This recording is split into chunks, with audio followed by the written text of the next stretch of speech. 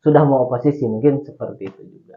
Nah, yang terakhir adalah kemungkinan daripada pertemuan Pak Joko Widodo dengan Pak Surya Paloh adalah pamitannya Pak Surya Paloh kepada Pak Joko Widodo. Pak Jokowi, saya mohon undur, saya mohon pamit bahwa Partai Nasdem misalnya mulai 2023 akan fokus untuk menjadi partai oposisi dan partai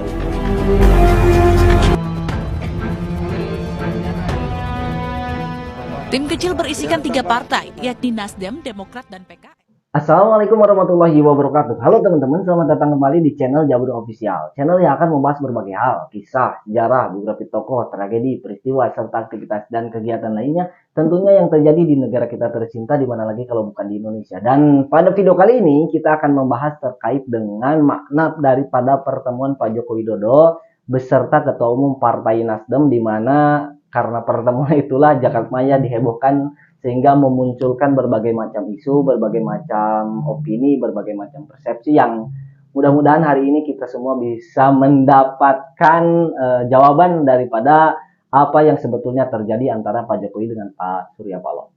Namun seperti biasa, sebelum video lanjut, bagi teman-teman yang belum subscribe, silahkan subscribe terlebih dahulu, serta jangan lupa nyalakan lonceng notifikasinya agar ketika kami membuat video-video terbaru, teman-teman tidak ketinggalan untuk menontonnya.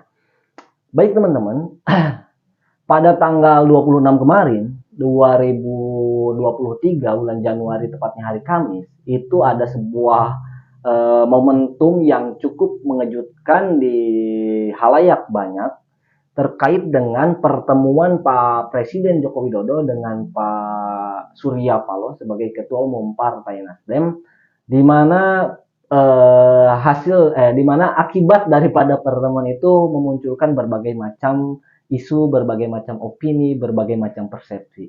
Dan kalau saya melihat dari berbagai macam bentuk yang terjadi dari fajar setiap tragedi-tragedi dari mulai 2022 sampai dengan kemarin terjadi, itu sekurang-kurangnya ada beberapa catatan. Poin yang pertama, kemungkinan yang pertama adalah pertemuan Pak Joko Widodo dengan Pak Surya Paloh sebagai upaya untuk meredam isu keretakan antara hubungan istana dari pihak Pak Joko Widodo dengan hubungan Partai Nasdem atau Pak Surya Paloh. Kita tahu kenapa demikian, dari sejak awal mula didirikannya Partai Nasdem itu Pak Surya Paloh menjatuhkan pilihan, menjatuhkan dukungan untuk pemilu 2014 yang lalu, itu jatuh pilihan kepada Pak Presiden Joko Widodo. Artinya bahwa hubungan Partai Nasdem, hubungan Pak Surya Paloh itu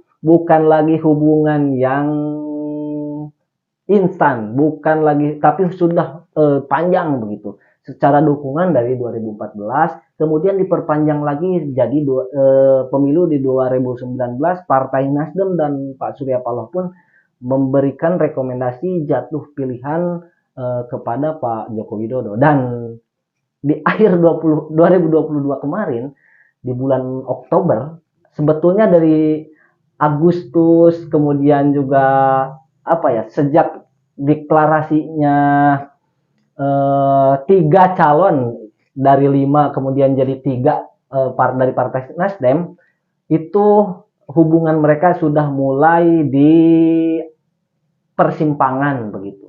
Publik menilainya ada komunikasi yang kurang baik begitu.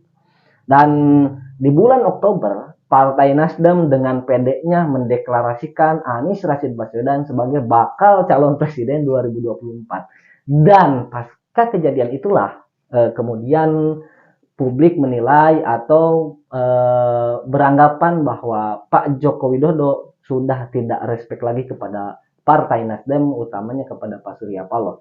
Dan dibuktikan atau diperkuat ketika ulang tahun Partai Nasdem yang ke-11, Pak Joko Widodo tidak menghadiri tidak menghadiri upacara atau acara ulang tahun tersebut. Bahkan video ucapan pun atau tayangan Zoom pun tidak ada. Akhirnya publik mengiyakan bahwa hubungan Pak Surya Paloh dengan dengan Pak Joko Widodo itu memang sudah tidak baik-baik saja.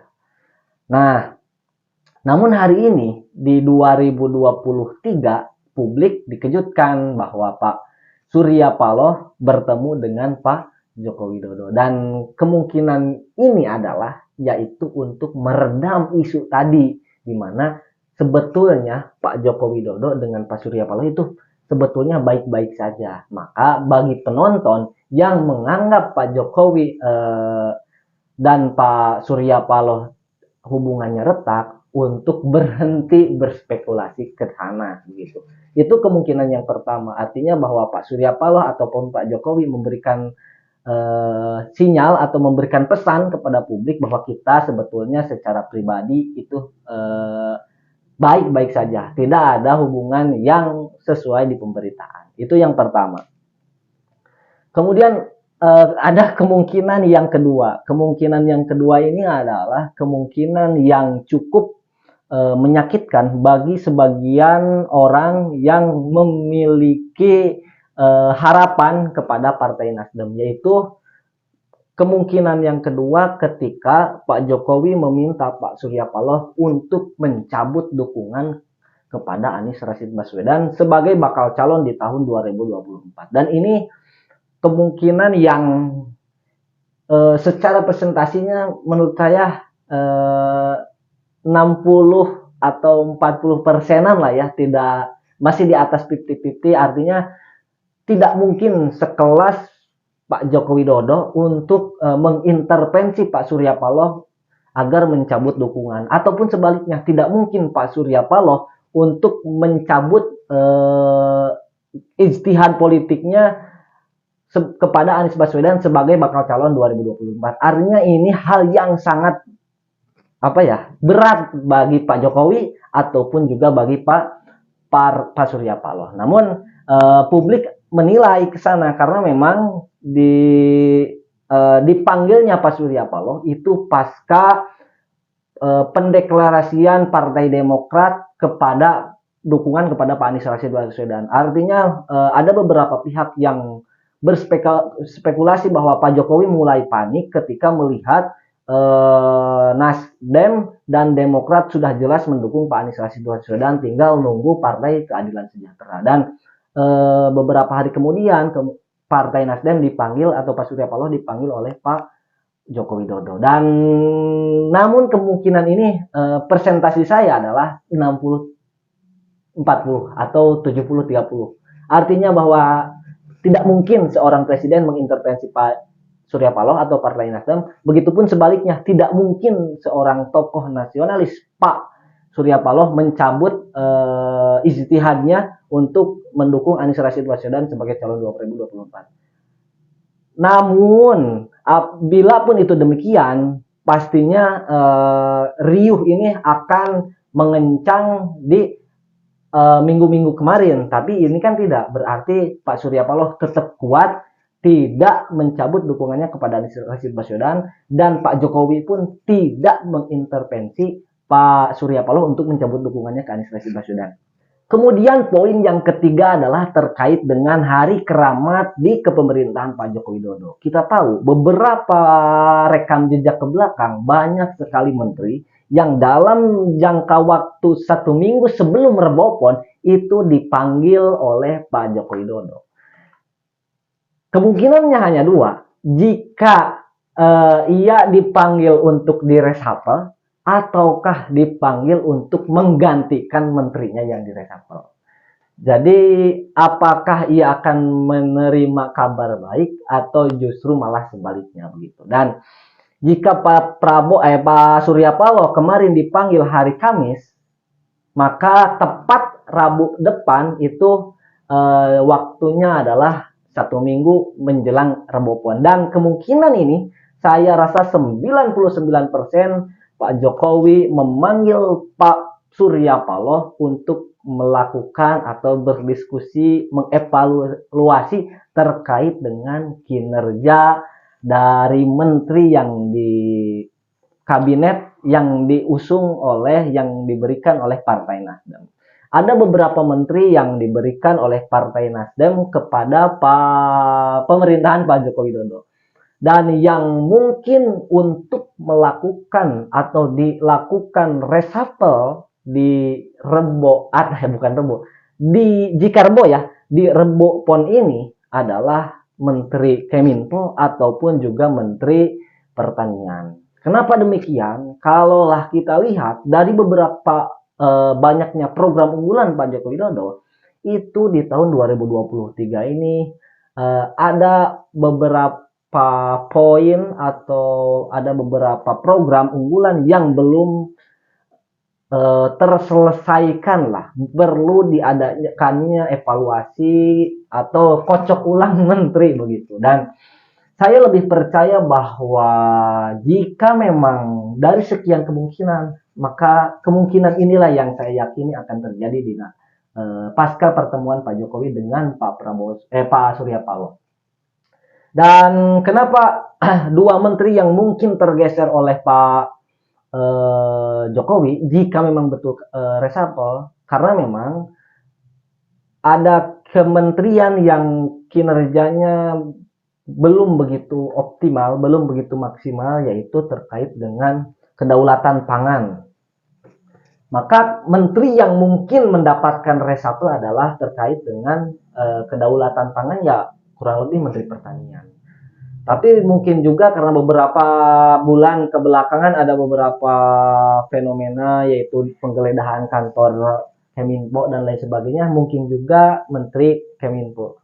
Artinya bahwa menteri daripada Partai Nasdem itu mungkin saja diganti atau juga dikurangi jatah menteri dari Partai Nasdem. Udahlah, gak usah terlalu banyak, kan sudah mau oposisi, mungkin seperti itu juga.